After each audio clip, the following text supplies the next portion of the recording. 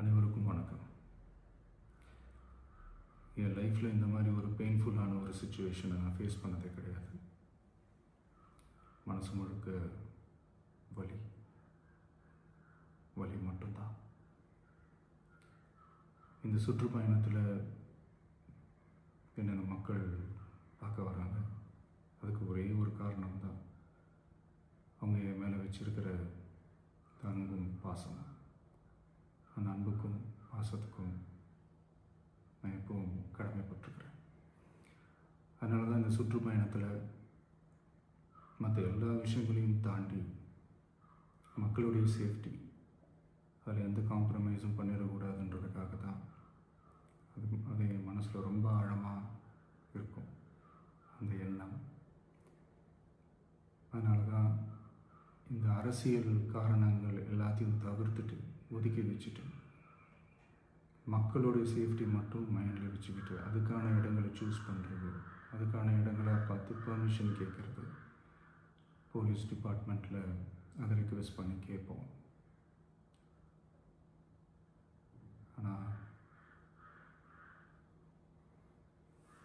நடக்கக்கூடாதது நடந்துருச்சு.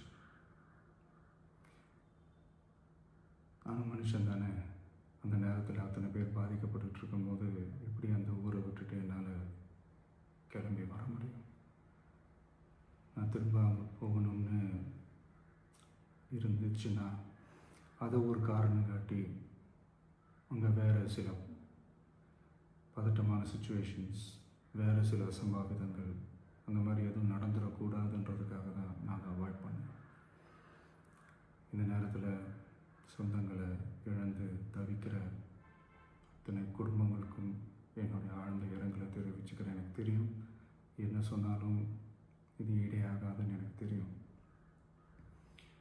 ஹாஸ்பிட்டலில் ட்ரீட் பண்ணிகிட்ருக்கிற எல்லாருமே சீக்கிரமாக க்யூர் ஆகி வரணுன்றதை இந்த நேரத்தில் நான் வேண்டிக்கிறேன். கூடிய சீக்கிரமே உங்கள் எல்லாரையும் நான் சந்திக்கிறேன். இந்த நேரத்தில் எங்களுடைய வலிகளை, எங்களுடைய நிலைமையை புரிஞ்சுக்கிட்டு எங்களுக்காக பேசின அரசியல் கட்சிகளை சார்ந்த நண்பர்கள், தலைவர்கள் அனைவருக்கும் என்னுடைய நன்றியை தெரிவிச்சுக்கிறேன். கிட்டத்தட்ட ஒரு 5 மாவட்டத்துக்கு பிரச்சாரத்துக்கு போனோம். இந்த மாதிரி எதுவுமே நடக்கல. ஆனால் கரூரில் மட்டும் ஏன் எப்படி நடக்குது? எப்படி நடக்குது?